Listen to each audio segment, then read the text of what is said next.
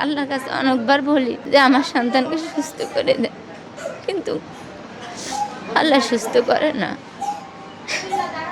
আমার বাচ্চাটা আমি কি করব? আমার স্বামীরা পাও বলা না, পাও ভেঙে গেছে। আমার একটা সন্তান, আল্লাহ যেন আমার বাচ্চাটারে ফিরে দেয়। আমি এতটুকুই আশা নিয়ে এই মেডিকেলে আইছি। যারা কাঁদছেন তাদের প্রত্যেকের সন্তান হামে আক্রান্ত হয়ে ভর্তি আছেন রাজধানীর মহাখালী সংক্রামক ব্যাধি হাসপাতালে। তাদের মধ্যে একজন আকলিমা আক্তার।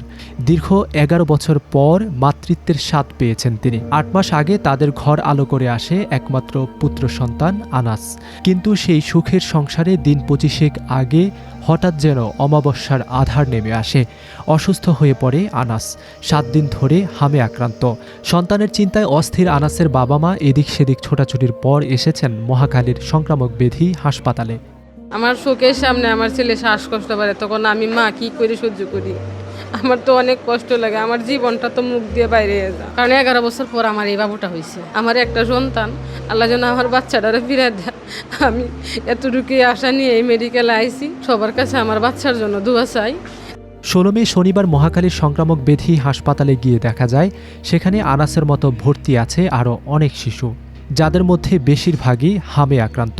তাদের মধ্যে সবচেয়ে ঝুঁকিতে আছে ৫ দিন আগে হামে আক্রান্ত শিশু মরিয়ম ও ৩ দিন ধরে হামে আক্রান্ত ৪ মাস বয়সী নাহিদ।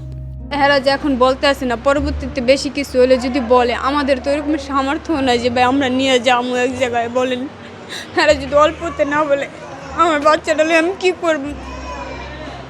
আমার স্বামীরা পাও বলা না, পাও ভেঙে গেছে যে আমার স্বামী কাম করবো। আমার ওরকমের ফ্যামিলিতে কেউ নাই। আমি সারা রাত সারাদিন ঘুম যেতে পারি না ওর জন্য। আল্লাহর কাছে অনেকবার বলি যে আমার সন্তানকে সুস্থ করে দেন, কিন্তু আল্লাহ সুস্থ করে না। একদিকে হামের ভয়, অন্যদিকে হাসপাতালে ওষুধ না পাওয়ার অভিযোগ হাসপাতালে ভর্তি শিশুর অভিভাবকদের।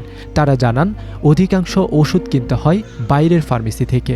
ডাক্তার যে মেডিসিনগুলো দিচ্ছে, কিছু কিছু মেডিসিন দিচ্ছে যা আমি ফার্মেসিতে যাই আমি পাই না। সাথে সাথে আমার মনে হয় ১.৫ ঘন্টা লাগছে কিছু আর কি ঔষধগুলো আনতে। একটা পাই না, একটা পাই না।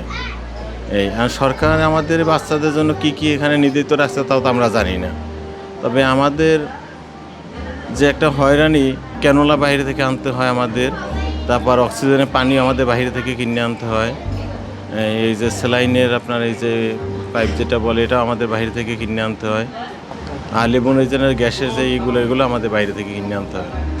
কারণ এখান থেকে তো আমরা পাচ্ছি শুধু এই যে আপনার ওই যে প্যারাসিটামলটা 4টে ঔষধ হয়তো পাচ্ছি, আর কিছু ইঞ্জেকশন দেয়, এগুলো এরা কোনগুলো দেয় তো আমরা সঠিকভাবে জানি না। হাসপাতাল থেকে কিছু ওষুধ সরবরাহ করতে না পারায় রোগীকে সেসব বাইরে থেকে কিনতে হয় বলে জানান সংক্রামক ব্যাধি হাসপাতালের কনসালটেন্ট ডাক্তার ARM সাখাওয়াত হোসেন।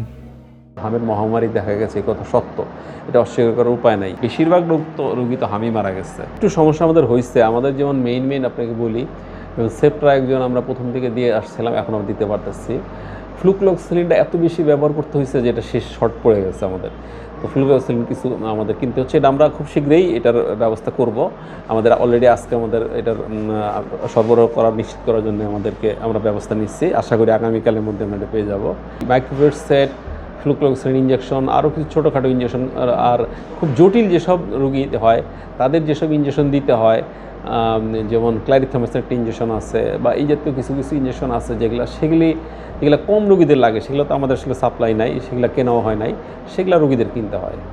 সংক্রামক ব্যাধি হাসপাতালে মোট বিছানা আছে ৯০টি, যার মধ্যে হামের রোগীর জন্য বরাদ্দ 10টি। অথচ হাসপাতালটিতে বর্তমানে হাম ও হামের উপসর্গ নিয়ে ভর্তি আছে 53 শিশু। সংক্রামক ব্যাধি হাসপাতালের সর্বশেষ তথ্য অনুযায়ী হামের উপসর্গ নিয়ে এখন পর্যন্ত এই হাসপাতালে ভর্তি হয়েছে 1070 শিশু, যদিও মোট আসে 1754 শিশু, যার মধ্যে গত 24 ঘন্টায় হামের উপসর্গ নিয়ে ভর্তি হয়েছে 7 জন। এ হাসপাতালে এখন পর্যন্ত মৃত্যু হয়েছে 40 শিশুর।